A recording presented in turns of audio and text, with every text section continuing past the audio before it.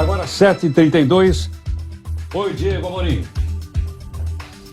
Bom dia, Heródoto Barbeiro. Bom dia aos nossos ouvintes da Nova Brasil FM em todo o país. Diego, tá animado o clima aí ou não? Tá diferente. Você gosta ou não do Bolsonaro, a volta dele pro Brasil mexeu com a rotina de quase todo mundo, sobretudo aqueles que trabalham e que moram aqui na região central de Brasília. Heródoto, um esquema de segurança muito forte, né? Também pudera, depois de 8 de janeiro, acredito que o governador Ibanez Rocha e todas as forças de segurança do DF não vão querer mais nem que um estalinho seja estourado aqui em Brasília, viu, Heródoto? Nem festa junina. Eu tava brincando que o Ibanez ia colocar a família dele, ia botar os amigos, ia botar todo mundo para fazer a segurança hoje aqui em Brasília. A gente brinca, mas é verdade. Assim, 8 de janeiro, acho que mudou um pouco essa percepção. Acho que o pessoal não vai mais dar mole, né? Não vai mais arriscar. Se juntar 10 pessoas aqui fazendo a manifestação, já vai ter gente em cima, com olho grande. Heródoto, eu queria fazer uma análise um pouquinho mais política dessa volta do Jair Bolsonaro hoje ao Brasil para o nosso ouvinte, dizendo o seguinte: primeiro, muita gente, naturalmente, o país se dividiu, foi a eleição mais apertada da história, então literalmente metade do país tolera o Bolsonaro, outra metade tem ojeriza ao Bolsonaro. E aí eu vi de ontem para hoje, muita gente, mas Bolsonaro vai voltar, precisa disso tudo.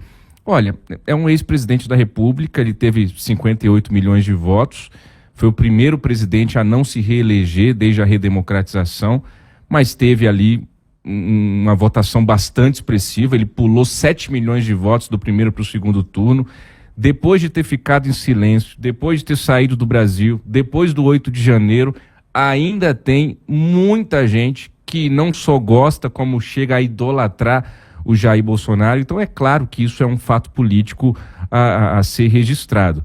Ontem mesmo, Heródoto, eu fui a um salão de beleza aqui em Brasília e tinha uma moça lá visivelmente emocionada. Ela estava emocionada mesmo, dizendo que o Bolsonaro estava voltando com os olhos cheios d'água e me perguntando: você é jornalista? Ele vai ser preso? Eu não quero que ele seja preso. Se ele for preso, eu vou chorar, porque eu gosto muito dele. Então, assim, o Bolsonaro, ele tem militância. O que é militância para você, nosso ouvinte da Nova Brasil? Como é que eu conceituo militância?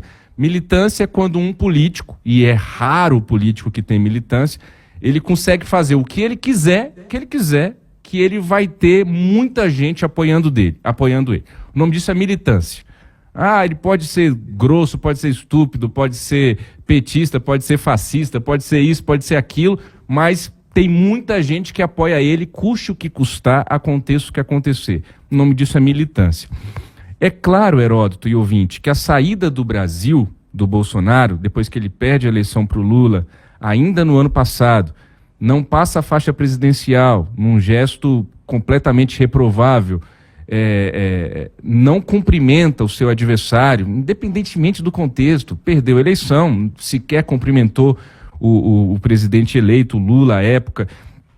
Do ponto de vista pessoal, dá pra gente, com o pé no chão, sem fígado, racionalizar e entender um pouco a saída dele. Bolsonaro estava cansado, estava irritado, estava arrasado com a derrota, jurava, porque o Centrão colocou no ouvido dele de que ele ia ganhar, de que ia dar certo. Não deu, ele ficou arrasado, completamente arrasado. Tinha medo das investigações, tinha medo da prisão. Então, do ponto de vista pessoal, acho que o nosso ouvinte, se fizesse exercício de olhar só para o ponto de vista pessoal, dá até para compreender por que ele se mandou para os Estados Unidos. Agora, do ponto de vista político, Heródoto, acho que é consensual que foi um desastre essa decisão do Bolsonaro de sair do Brasil. Ele perde tempo num momento muito importante para qualquer governo, que são os primeiros 100 dias do governo. Bolsonaro está voltando para o Brasil somente no dia 30 de março, 3 meses depois do governo Lula. Não existe vácuo de poder. O nosso ouvinte já deve ter escutado isso várias vezes em análises políticas aí no noticiário. Mas é verdade, não existe vácuo de poder. É claro que a centro-direita, a direita, vai ter um monte de nomes se colocando daqui até 2026. A gente tem o Romeu Zema em Minas Gerais, do Partido Novo. A gente tem o Tarcísio de Freitas aí em São Paulo, do Republicanos. A gente tem o próprio Sérgio Moro, do União Brasil no Paraná, senador pelo Paraná. Ou seja, não existe vácuo de poder. Não existe vácuo de poder. E agora o Bolsonaro volta com os aliados, com essa expectativa de que ele ocupe esse lugar de líder da oposição, Heródoto, mas o que vai acontecer daqui para frente é o que vai importar de verdade. Mais importante do que o dia de hoje, que vai ser barulhento, vai ter muita notícia sobre isso, o noticiário vai se mergulhar nessa pauta que virou nacional, mas o mais importante é a partir de amanhã. O que vai acontecer de fora para dentro, e aí eu estou falando de investigações, das investigações que envolvem o episódio das joias que foram dadas de presente pela Arábia Saudita. O Bolsonaro pode correr o risco de ser preso. Eu, particularmente, pelas apurações que eu tenho, pelas conversas que eu tenho diárias aqui em Brasília, diria que a chance é mínima, mas tudo é possível na política, inclusive na vida, tudo pode acontecer, inclusive nada. Mas a chance hoje é mínima de Bolsonaro ser preso. Não existe nada no horizonte em relação a isso. Agora, ele ser chamado para prestar um depoimento, a Polícia Federal abrir uma investigação mais acirrada contra ele, ele vai se tornar inelegível, tudo isso está em aberto. E de dentro para fora também é importante. O que o Bolsonaro vai fazer e qual vai ser a postura dele daqui para frente, Heródoto e ouvinte? Ele vai viajar ao Brasil, junto com o Valdemar da Costa Neto, junto com a Michelle, junto com algumas outras pessoas. Ele vai fazer lives semanais, diárias, como ele fazia quando era candidato e presidente. Mais do que isso, essas lives vão repercutir como repercutiam antes, ou a força política dele está em ladeira abaixo? Vai ter muita gente acompanhando e apoiando o Bolsonaro. O que é que ele vai dizer daqui para frente? Ele vai continuar com a mesma postura beligerante, que é o que ele costuma ser, porque é o temperamento, é a personalidade, é o jeito dele, ele não sabe ser diferente, ou ele, por algum milagre divino, vai começar a agir de uma maneira um pouco mais suave, como estava ali no finalzinho da campanha do segundo turno? Tudo isso a gente vai ter que acompanhar daqui para frente. Fato é, Heródoto, que pai biológico do bolsonarismo, o Bolsonaro é, claro. Agora, pai é quem cria, não é? Pai é quem cria. Vamos ver se ele vai ser capaz.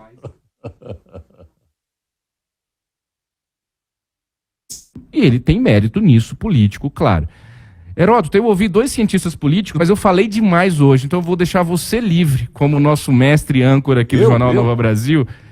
Eu tenho 2 ainda áudios aí de cientista político. Eu posso chamar, mas eu falei demais. Se não te enrolar aí... Manda bala.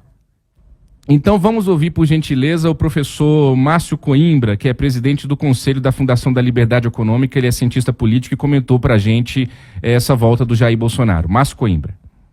Olá, amigos da Rádio Nova Brasil FM. Tudo indica que as férias de Bolsonaro nos Estados Unidos estão terminando. Ele estaria pronto para voltar ao Brasil e liderar a oposição ao governo Lula, até o momento acéfala. Certamente existe um lugar a ser ocupado. Entretanto, resta saber se Bolsonaro reúne as condições mínimas de executar esta tarefa. Afinal, um líder precisa ocupar espaços e propor alternativas, habilidades escassas no currículo do ex-presidente.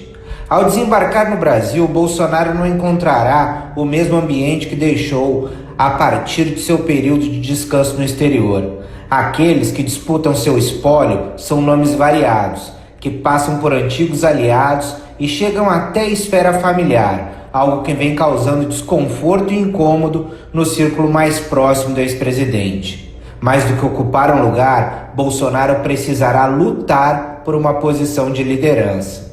Bolsonaro terá diante de si inúmeros processos e o risco de ser preso, além da possibilidade de inelegibilidade que paira sobre seu futuro político.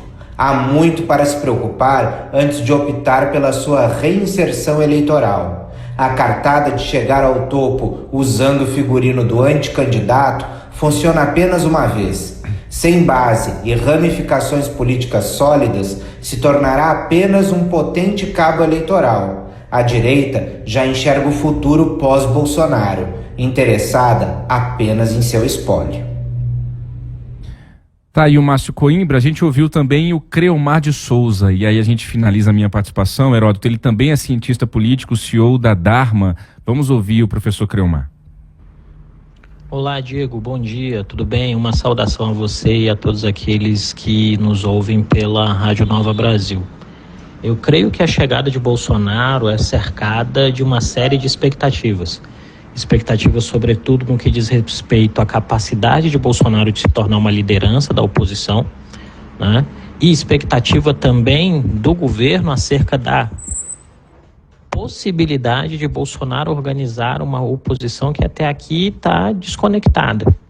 E isso é sempre um complicador quando a gente leva em consideração o fato de que o número de agendas que se colocam para essa terceira presidência de Lula é muito alto, né?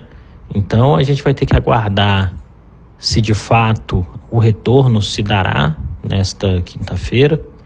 Vamos ter que aguardar o quanto que o partido terá interesse em acolher Bolsonaro e auxiliá-lo nesse processo de ser um líder de oposição. E vamos ter que ver como o sistema político também vai reagir a isso. Muito bem, esse foi o Creomar de Souza e essas são as análises que a gente traz também para o nosso ouvinte da Nova Brasil, Heródoto. Grato. Agora 7h43, então.